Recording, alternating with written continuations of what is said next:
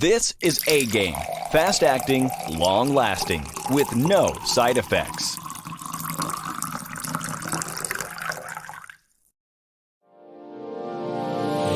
Hey all my Crimsonites, and welcome to the Crimson Cure channel, where we embrace our femininity, increase our womanly values, and celebrate our brothers. So join me on our feminine journey to learn, heal, and grow.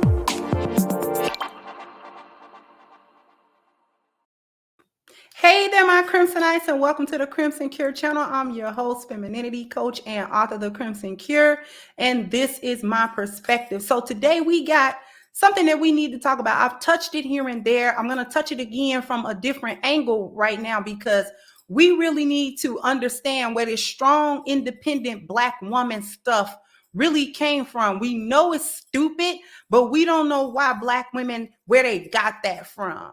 And I told y'all that this is something that was done to you. This is a gaslight, and it's really an insult. It is not a compliment. Anybody to call a Black woman strong and independent, that's not a compliment, especially if it comes from another non-Black woman.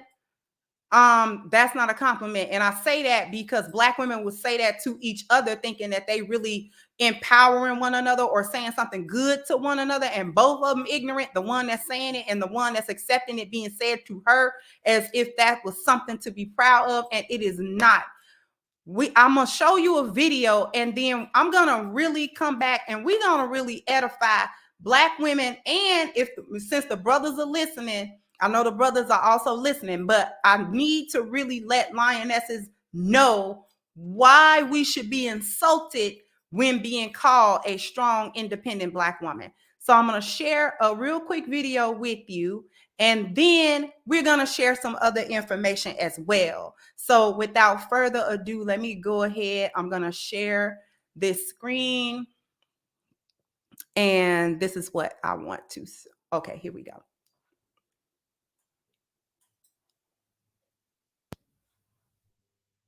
Listen to this. It's a scam that's become so normalized that we don't even realize it's a scam anymore. I'm an independent, strong Black woman, I don't need no man narrative is a scam. Here's why. Society has conditioned us to believe that we don't need anybody, we don't need any support, and we can do it all on our own. What a lot of us has accepted as normal is really not normal. Households were created to be two adults and children. The price points that the world is set in now requires two incomes. That's why you're working two jobs. And if we are not working two jobs, we have told ourselves that we have to go back to school, get higher education so we can make more money, which is a necessity. But wouldn't it be better if you had a whole team member helping you along? Because what ends up happening is, yes, love, your career is great. Yes, I am so proud of you for getting your doctorate. I am so proud of you for buying the house. No, I do not believe that women should wait to progress in life until they have a man. That's not what I'm saying. But we are so guarded and we are protecting ourselves so heavily away from every man that we miss on a good man. We automatically assume that all Black men are out to get us. And the more you think something, the more you believe something, and the more you see something. So we cut off all men who are not making at least six figures.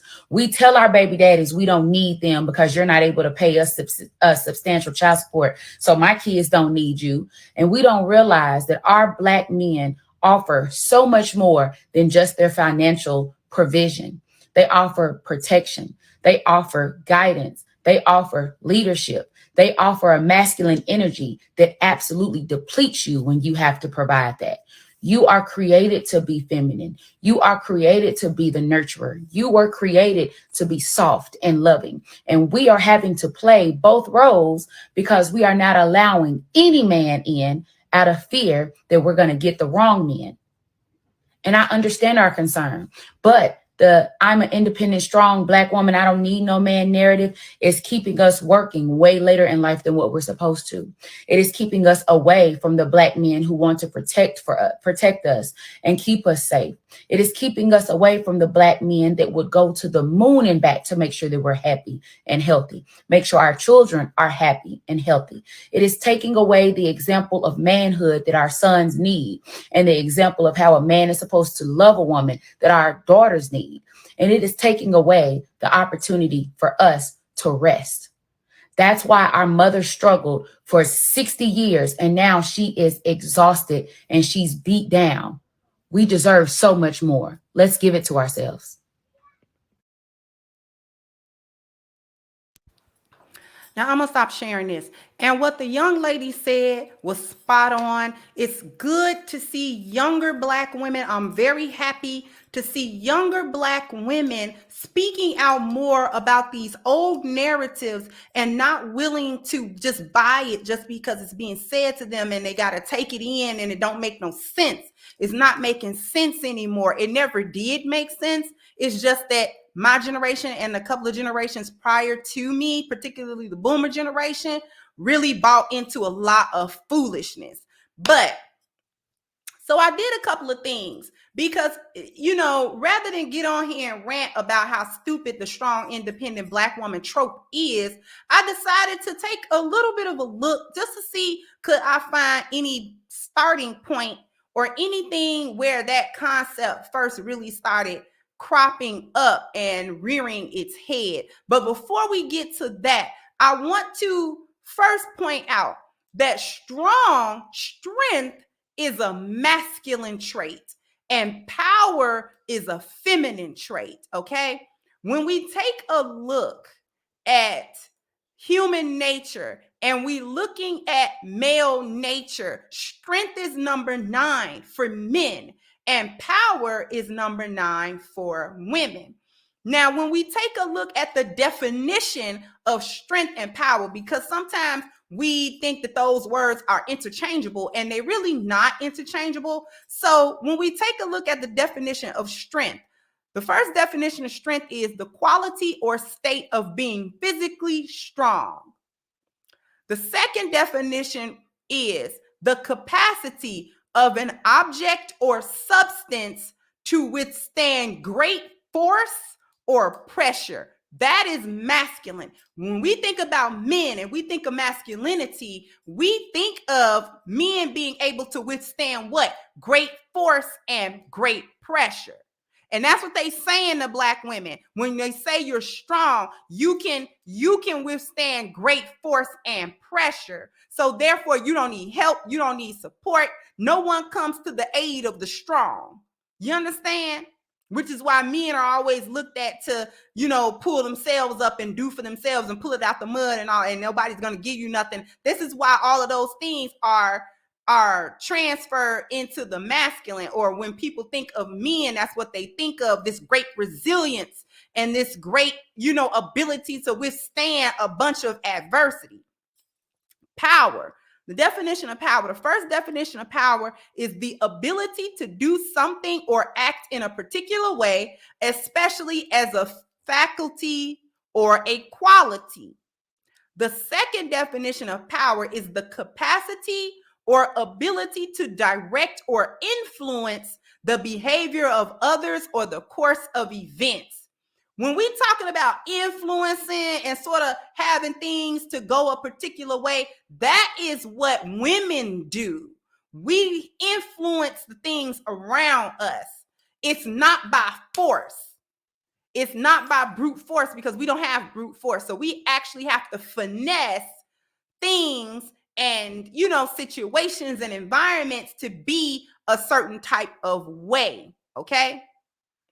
And it even said the behavior of others. And I've said before that women are energy managers. Now, strength, like I said, is always a masculine trait. But by Black women taking it on, it made them, be divested of their femininity and their womanhood. You lose the essence of your womanhood anytime you try to embody the character trait or the quality of strength because it in and of itself is a masculine energy. But Black women were gaslit by white feminists into thinking that this was a good thing. I found an article written by a woman named Carol Bird. She was born in 1915 and she passed away in 2011. She was a white woman who was a feminist author and writer.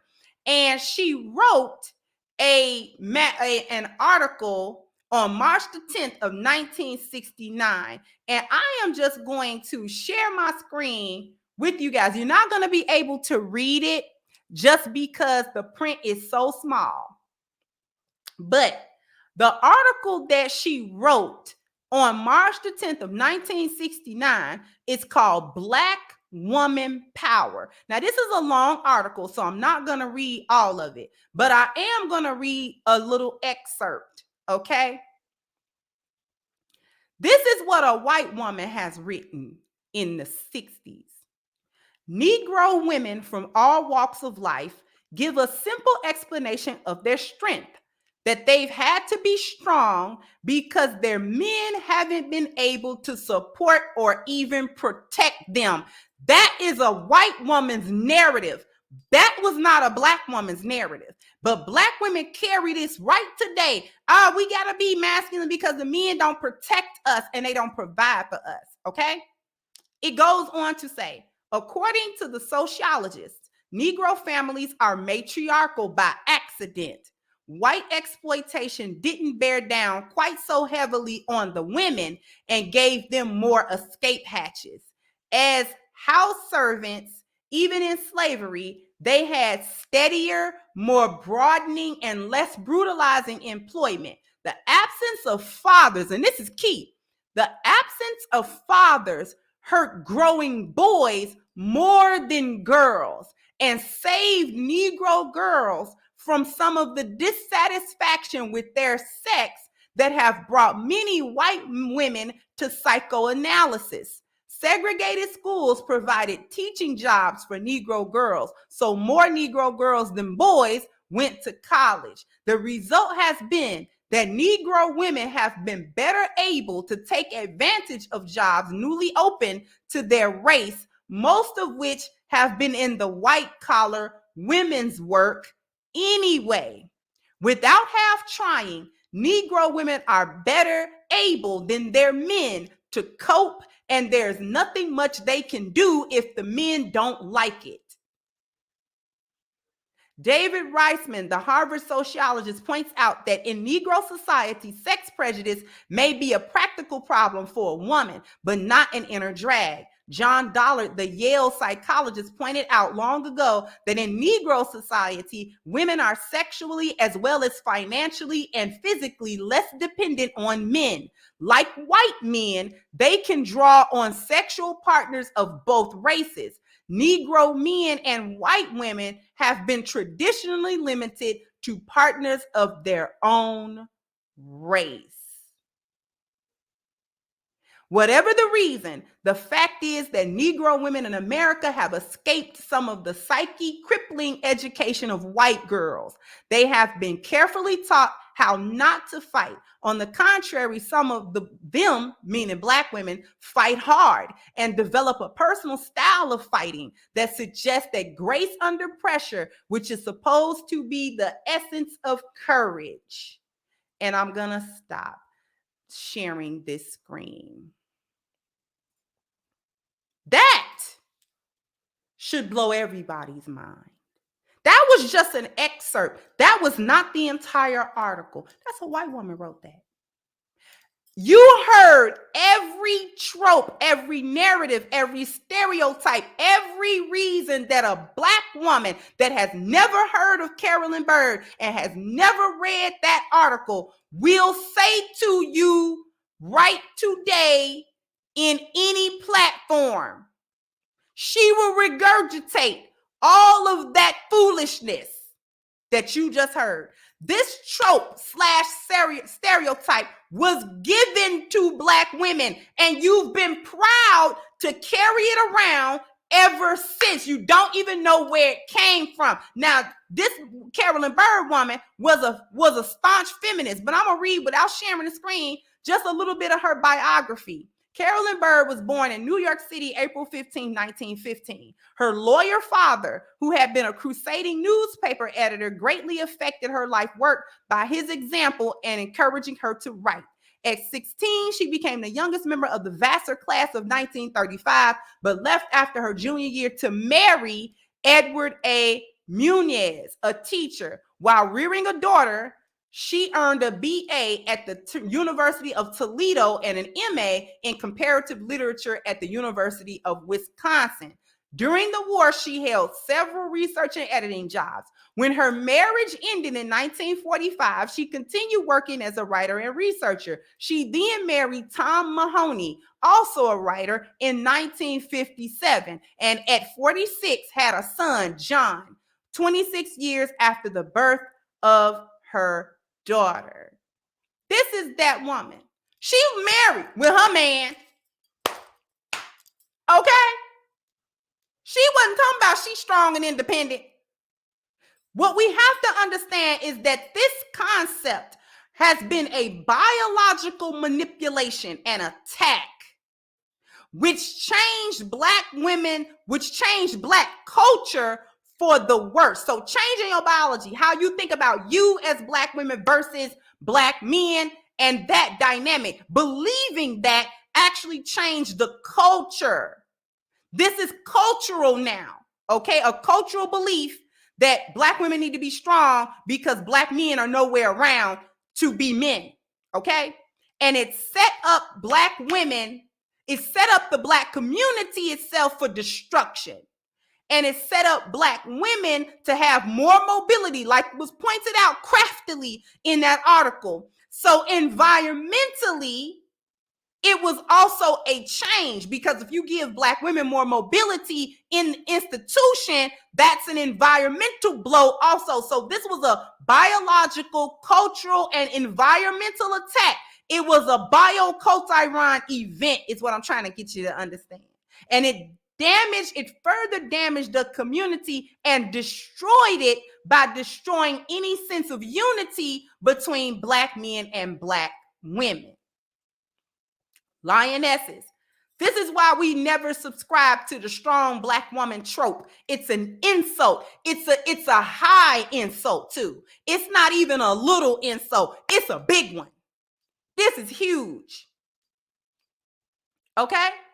This is not small, because it has at its core, it is a destruction. It's a destructive thought and concept, and it forms the basis that has led to the subversion of our value system so that they can replace it with the lost value system. This is why lionesses must always speak up and out. We have to be able to understand where these things come from so that we can combat them, and so that we won't be tempted ourselves to just buy into narratives because we've heard them all our lives. And so we're not able to distinguish one from the other. We're not able to distinguish when one of them is destructive. Okay?